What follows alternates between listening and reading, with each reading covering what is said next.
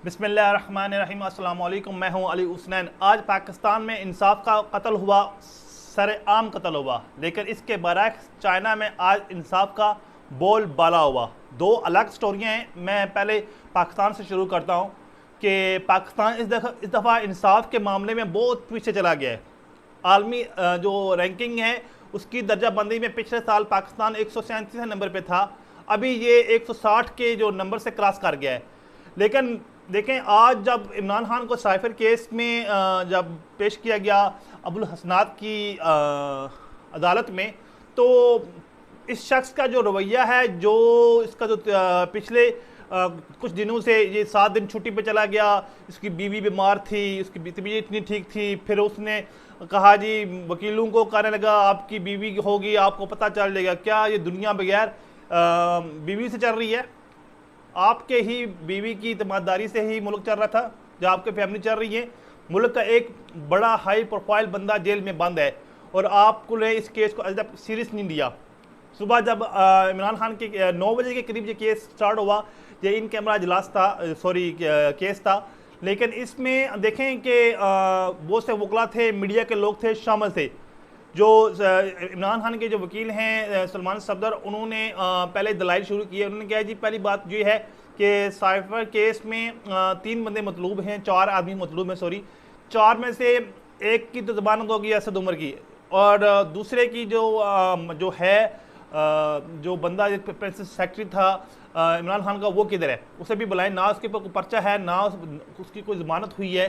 फिर उन्होंने कहा है जी कि साइफर जो केस, साइफर तो जो था, ये जो कबीना की जो नेशनल सिक्योरिटी मीटिंग हुई है, इस पे डिस्कस हुआ है, डी क्लासीफाई है, इस पे बात नहीं हो सकती। अगर ये इस पे बात होनी भी है तो ये इमरान खान की जिम्मेदारी नहीं है। जो डॉक्यूमेंट्स होते हैं ये इसका जो प्रिंसिपल सेक्रेटरी है वो संभालता है।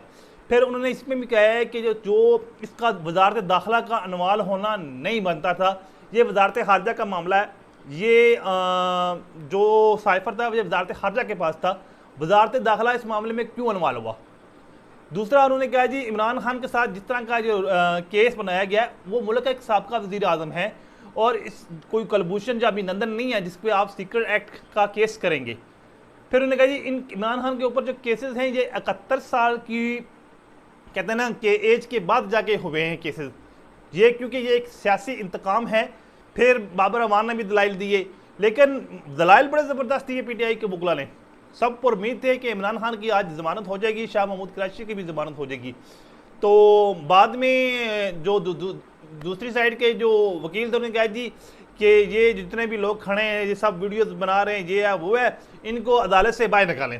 तब मीडिया और वकला जो पीटीआई की तरफ से गए हुए थे, जब जो सबको बाहर निकाल दिया गया, फिर फैसला आ गया है जी कि ये सिक्योरिटी इशू था। ये जो साइफर का लेटर है ये शेयर किया गया है डिफरेंट लोगों के साथ, और जिसकी वजह से इमरान खान की ज़मानत और शाह महमूद कुरैशी की ज़मानत मुस्तरद की जाती है। लेकिन देखा जाए तो ये जो मामला था, पहली बात है अगर आप शाह महमूद कुरैशी पे करते तो ठीक, इमरान खान को आपने जिस तरह अनवाल किया है, देखिए इसमें नून लीग की जो आपको पता है कि दूसरी जो कबीना इजलास हुआ है वो साफिर के ऊपर भी हुआ है। इसके बाद राना सनाउल्लाह का बयान ऑन रिकॉर्ड है मीडिया पे, जिसमें उन्होंने कहा जी साइफर डी क्लासीफाई है और वजारत खारजा में मौजूद है। फिर वो 1 साल बाद कैसे लीक हुआ? मसला है कि इसमें फिर उन लोगों को भी इन्वॉल्व करें जो वजारत खारजा में अभी भी जो फरीक है वो वजारत खारजा को बनना चाहिए था, ना कि वजारत दाखिला को।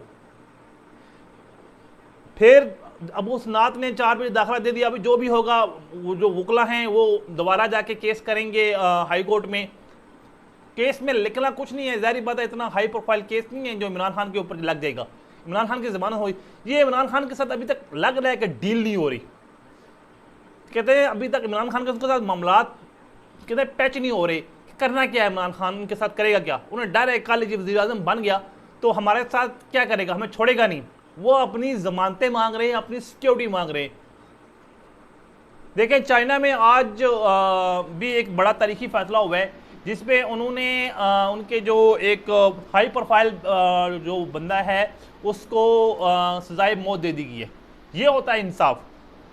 उनके मौलाती शोबा में एक करप्शन का स्कैंडल हुआ था जो इनके जो चाइना इंश्योरेंस कंपनी है उनकी एक, वो उसके सरबराह हैं सबका, उन्हें आई थिंक विंग बिन नाम उनका, उनको सजाए मौत हो गई है क्योंकि उन्होंने करप्शन किया। यहाँ नहीं है कि आप करप्शन के करें अरबों खरबों की और 50 पे के स्टाम्प पे आप मुल्क छोड़ के बाहर निकल जाए, फिर जो शख्स जमानत दे उसको आप वज़ीर आज़म बना दे, जो उस पे एक दिन पहले फ़र्द जुर्म आयदा होनी थी। हालात ये हैं हमारे इंसाफ के कि फिर आप देखें कि करोड़ों और अरबों में जो बंदा करप्शन कर रहा है, आप उसे बाइज़्ज़त तरीके से इज़्ज़त दे रहे हैं, जमानतें दे रहे हैं, और जो गरीब आदमी है उसको आप एक देखें पाकिस्तान में कितने हज़ारों केसेस दें जो जिन लोगों का अभी तक चलान नहीं पेश हुआ, कहीं साल लग जाते हैं गरीबों की। और केस क्या है, रोटी का है, आटे का है, घी का है, कोई बकरी चोरी का है, छोटे लेवल के केस हैं 5-10 हज़ार के।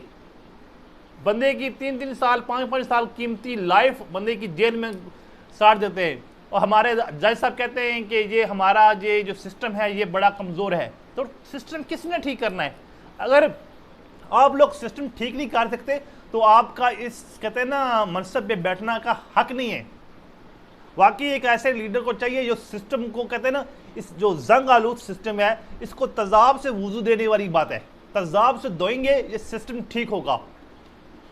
हमारे हर जिस मर्जी डिपार्टमेंट जाए, चाहे वो अदलिया है, चाहे वो इस्टेब्लिशमेंट है, चाहे वो कोई भी अदारा है, सब में करप्शन है। पुलिस तो होती ही इस्तेमाल इसी मामले के लिए है। देखिए इस्टेब्लिशमेंट खुद तो नहीं आवाम के गाटे फिट होता, वो पुलिस को इस्तेमाल करता है। क्या जरूरत है पुलिस की उनके आगे इनकार कर दे किसी मामले पे? जजेस की क्या जरूरत है कि उन्हें कोई ऊपर से आर्डर आए और वो इनकार कर दें? कुछ ज़मीन का केस था पिछले हफ्ते लाहौर में, एक ब्रिगेडियर साहब को जज साहब ने आर्डर किया आप यूनिफॉर्म समेत पेश हो मेरे अदालत में कल। दूसरे दिन जज साहब का सॉफ्टवेयर ऐसा अपडेट हुआ, उन्होंने कहा ज़रूरत नहीं है।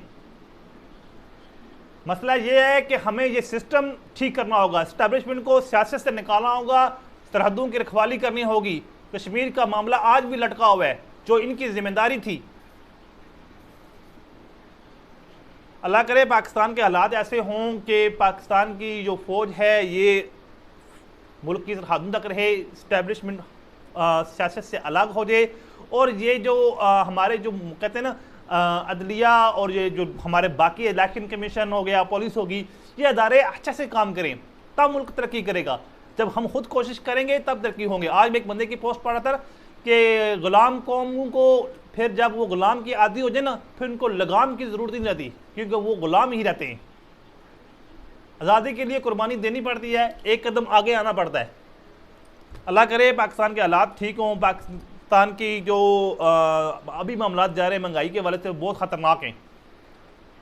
इलेक्शन की डेट देने में सदर साहब ने भी पिच के दोनों तरफ से खेला है। कोई ख़ास कहते हैं ना वो नई तरीक़ाकार अपनाया कि उस पर उन्होंने ये क्या है कि ये आप सूबाई हुकूमतों से और तमाम जमातों से मशावरत करके सुप्रीम कोर्ट से रजू कर लें। उन्होंने अपनी जान छड़ा ली है। पीपल पार्टी भी आज लाहौर में एक इजलास किया, उन्होंने कहा है जी शाजिया मरी ने कि सदर का मौक़िफ़ ठीक नहीं था, आप डेट दें जो भी देनी है, लेकिन दे तो सी ना, क्योंकि अगर आप डेट नहीं देंगे तो आप चलते जाएंगे, लंबे चलेंगे।